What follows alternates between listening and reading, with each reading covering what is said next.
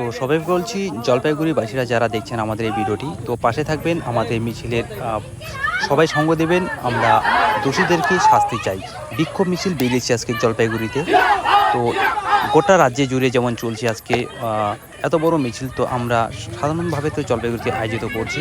তো আমরা তো কলকাতায় যেতে পারিনি, যার জন্য আমরা জলপাইগুড়িতে একটা বড় মিছিলের সংগঠন করেছি। তো এই মিছিলে অনেকেই অংশগ্রহণ করেছে। তো ছোটোর থেকে বড়রা সবাই এই মিছিলে আয়োজিত আছে।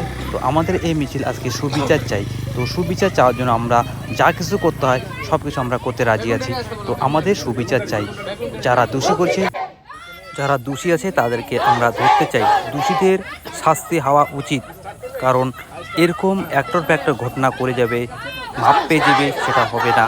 এবার রাজ্যের জনতা সবাই জেগে গেছে, এরকম ঘটনা যেন আর দ্বিতীয়বার কেউ না করতে পারে, তার জন্য ছাত্র পরিষদ থেকে শুরু করে সবাই এই মিছিলে আয়োজিত আছে। তো যার জন্য গোটা রাজ্য জুড়ে আজকে এই বিক্ষোভ মিছিল চলছে।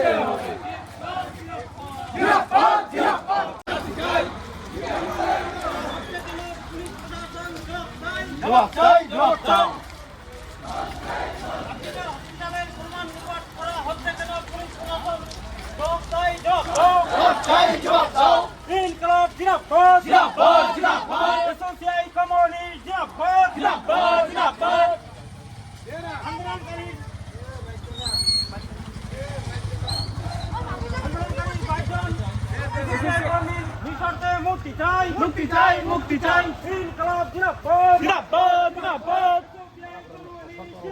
জিন্দাবাদ জিন্দাবাদ।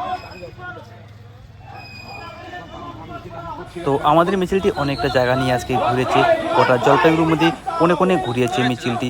তো যার জন্য এই মিছিলটি সবাই আজকে সঙ্গ দিয়েছে। সবাইকে অসংখ্য ধন্যবাদ। তো আমাদের ভিডিওটা শেষ পর্যন্ত দেখার জন্য আপনাদেরকেও অসংখ্য ধন্যবাদ।